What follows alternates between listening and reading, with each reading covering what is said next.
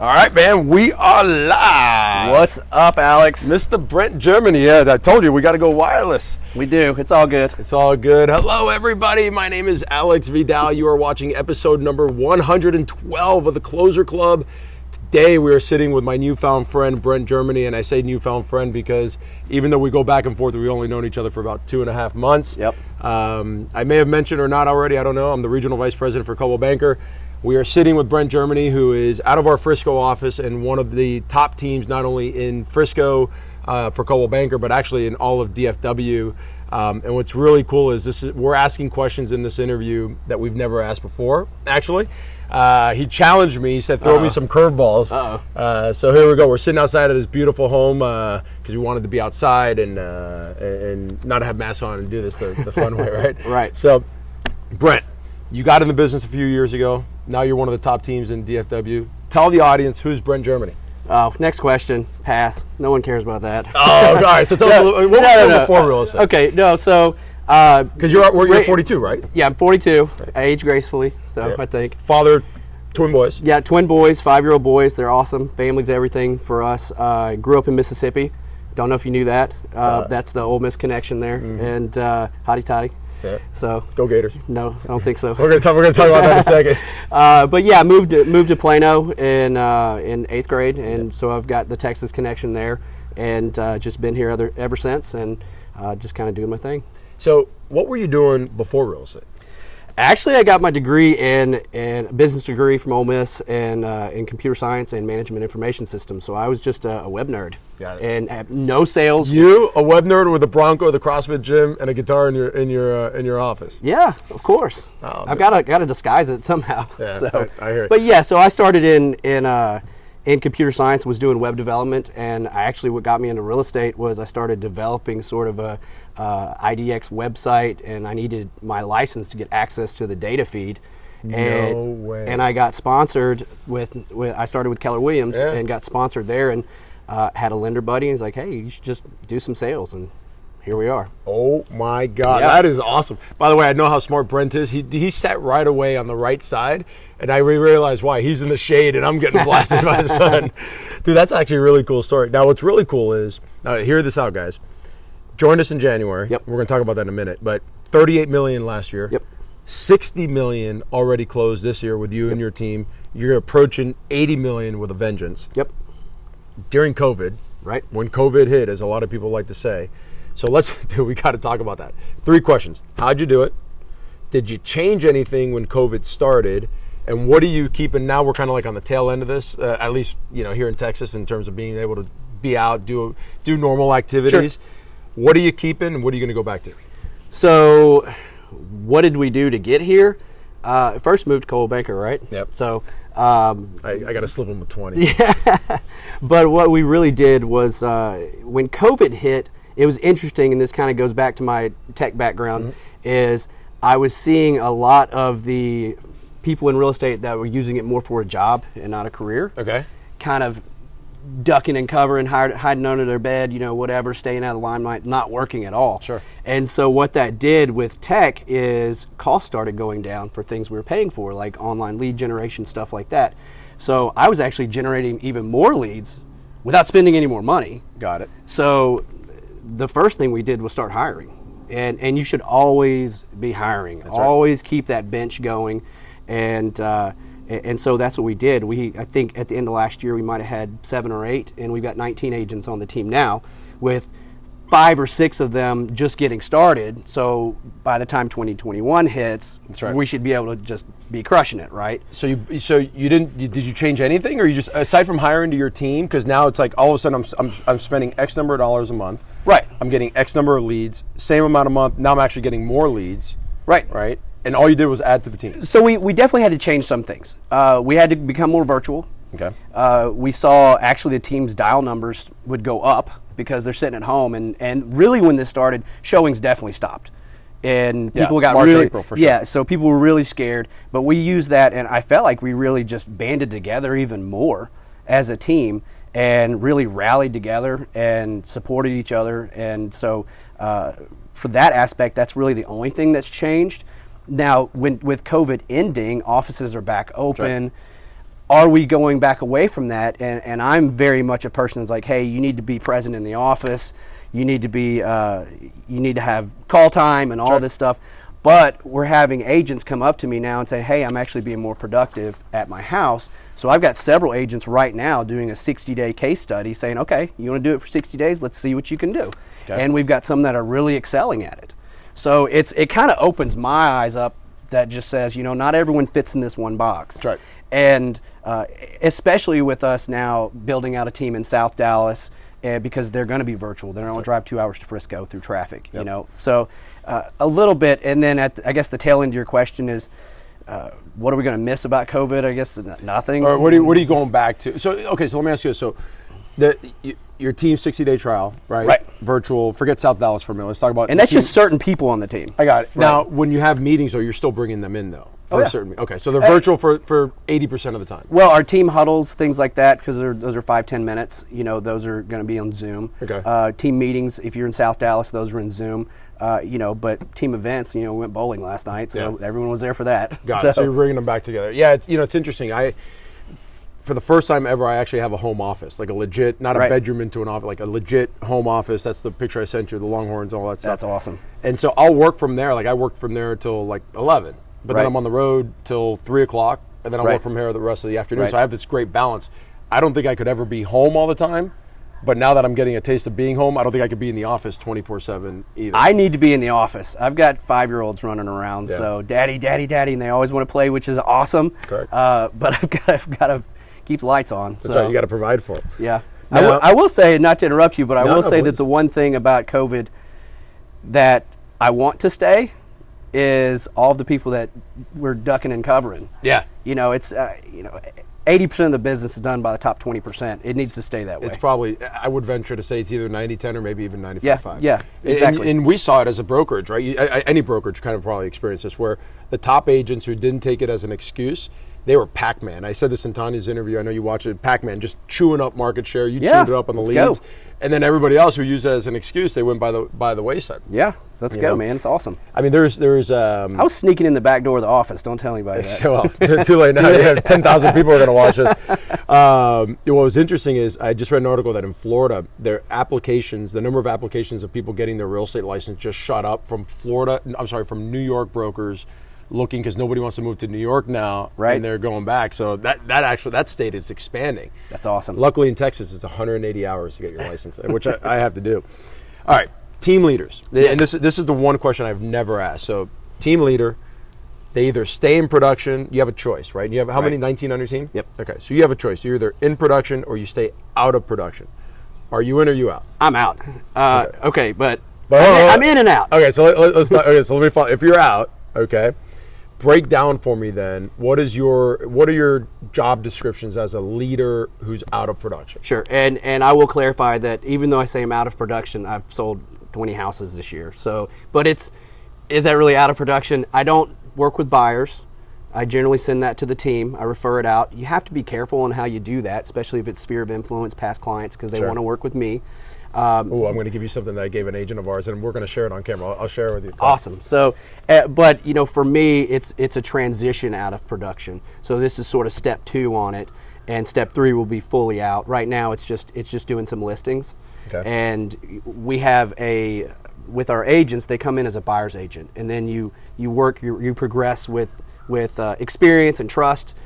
Then you progress to be the listing agent, and we've got a few of those now that are ready to make that switch, which means I can pull myself out completely. Okay, so when you pull yourself out completely, or when you're not producing those 20 deals a year, what are you doing?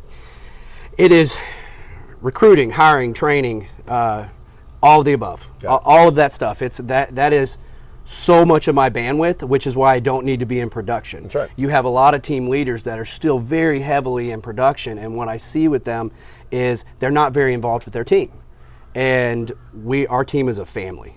I mean, like I said, we all went bowling last night and did Band of Misfits. We're going to talk about that in a second. We did laser tag. It was awesome. So it was, and we've got a kickball team. I mean, we truly love each other, and we can't do that for me, like me having this 1,000-foot view away from everybody. I've got to be super involved, but that definitely comes with its downsides too. It's like being pulled away a lot. Hey, can you answer this question about that? But I love it. But I love that part. I don't know what that's like. Yeah, I'm sure. So, one of the things, we have a great agent in Lakewood. He's going to be joining the show in a couple weeks. And we were talking about it, and I'll try to sum it up as much as I can. But long story short, he says for every hour that he prospects, he gets a listing. Awesome. Okay. And I said, okay, great. How many? And I said, how many buyers? If there's a hole in your business that you would fix, what is it? He goes, I don't want to work with buyers anymore. Right. And I said, so what's making you work with buyers? Same thing. Sphere of influence. Right. My sellers who turn into buyers. How many buyers do you work with a month? He goes, roughly 2. How many hours do you spend with those buyers? He goes, 10. I said, cut it in half. So let's say you spend 10 hours a month working with a buyer. Right. Okay. That's 120 hours a year. 120 hours a year. You're telling me that if you prospect for 120 hours a year, you're going to get 120 listings? He said, yes. I said, you're crazy to be showing buyers. I go, cut that by 75%. You get 30 listings. If you don't work with buyers anymore, you're going to get 30 listings. Yes, I'll get 30 listings. But I can't tell this to my sellers. So then my question to you, Brent, I'll do it with you. Why, when a seller chooses you, those 20 sellers, why are they choosing you? What is it that's causing them to choose you? It's just it's several different things, whether it's the presentation, whether it's our sales history, our percentage of sales price to list price, all those things. Got it. Really, I think it comes down to just making a connection with somebody. Got it. Truly. Okay, so they trust you. Right. All right, and what are they trusting you with? Everything. Everything. They're big. The everything biggest including, thing they're doing. That's yeah. right. Right. Yeah. So if they're trusting you with the biggest thing they're doing, when they come back to you as a buyer, I want to challenge you, and the viewers, I want to challenge you on something. Say, listen, have that exercise with them. Right. You chose me. What caused you to choose me? They're going to say, we trusted you. Right. So here's what I want you to do.